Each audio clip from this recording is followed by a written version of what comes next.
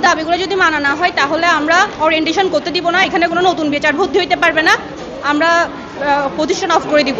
পড়ালেখার ক্ষতি তো হচ্ছে যা বলার বাহিরে, পড়ালেখার ক্ষতি এখন আমরা আর সেটা বিবেচনা করলে হবে না। যখন আমাদের অস্তিত্বের ব্যাপার যখন চলে আসছে, সেক্ষেত্রে আমরা পড়ালেখার অজুহাত দিয়ে এখন পিছিয়ে পড়লে আলটিমেট রেজাল্ট হবে 0। আমরা এখন রেজাল্টের জন্য, আমরা এখন পরীক্ষার জন্য চিন্তা করতেছি না। আগে প্রথম হচ্ছে আমাদের ভিত্তিটা গাড়তে হবে। আমাদের ভিত্তিটা যদি সুষ্ঠুভাবে হয় তাহলে আমাদের পরবর্তীতে আর কোনো আন্দোলনে যেতে হবে না। আমাদের পরীক্ষা বা পড়ালেখা, হায়ার এডুকেশন কোথাও কোনো কিছু হ্যাম্পার হবে না ইনশাআল্লাহ। তাই আমরা চাচ্ছি এই মুহূর্তে, যেটা 15 বছর হয়নি সেটা এই মুহূর্তে, আর কত দেরি? স্টুডেন্টরা তো আর এইভাবে ভুগতে পারবে না। 15 বছর ধরে ধুকে কিছুদিন পর এক একটা জিনিস রিভিল হচ্ছে, আমাদের যে কিছু ঘাটতি আছে সেটা প্রেজেন্ট হচ্ছে। আমরা চাচ্ছি না এটা ঘাটতি থাকুক, আমরা চাচ্ছি এটা ইন্টারন্যাশনাল লেভেলের একটা কোর্স, সেই মর্যাদায় যাক, আমাদের অস্তিত্বটার ভিত্তিটা মজবুত হোক। আমাদের প্রথম দাবি ছিল আমাদের ইন্ডিপেন্ডেন্ট প্র্যাকটিসটা আমাদের ব্রোশিওরে যোগ করা।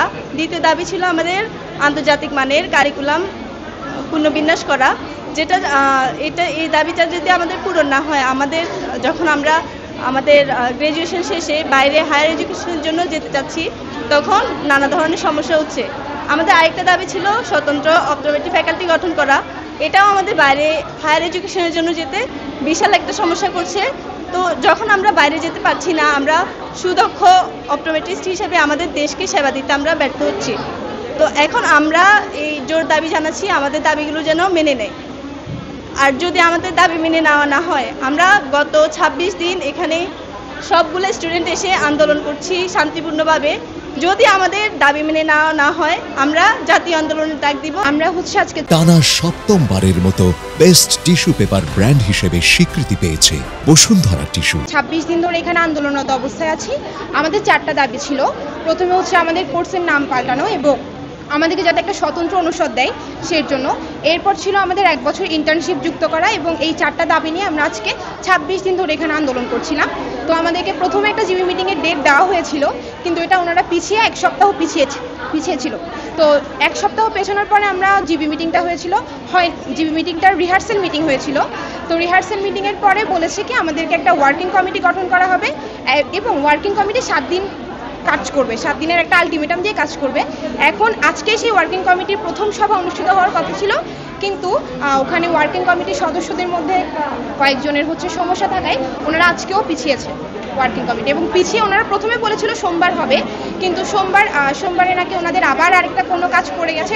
ডক্টর ইব্রাহিম স্যার, যিনি ডিন ওয়ার্কিং কমিটির টেকনোলজি অনুষদের, তো ওনারও হচ্ছে কাজ পড়ে যাওয়া, উনি ওয়ার্কিং কমিটির প্রথম সভা সোমবার থেকে মঙ্গলবারে সুইচ করলো। এখন জিনিসটা হচ্ছে কি আমাদের প্রথমে জিবি মিটিংয়ের ডেট সেটাও পেছানো হয়েছে, প্রথম সভা সেটাও পেছানো হয়েছে। এখন প্রত্যেক সময় হচ্ছে আমাদের যেদিন মিটিংয়ের ডেট দেওয়া হয় সেগুলো হচ্ছে পিছিয়ে যায়। এখন আমরা চাইছি আমাদের কর্তৃপক্ষ আমাদের দায়িত্ব নিক এবং আমাদের দফাগুলো যাতে 4টা দাবি যাতে যেগুলো আমাদের অধিকার সেগুলো পূরণের জন্য সর্বোচ্চ চেষ্টা করুন। আমরা হচ্ছে আমাদের এই প্রতিষ্ঠান বাংলাদেশে শুরু হওয়ার পর থেকে আজকে 15তম ব্যাচ পর্যন্ত রানিং আছে এবং 16টা ব্যাচ অলরেডি ভর্তি হয়ে গেছে।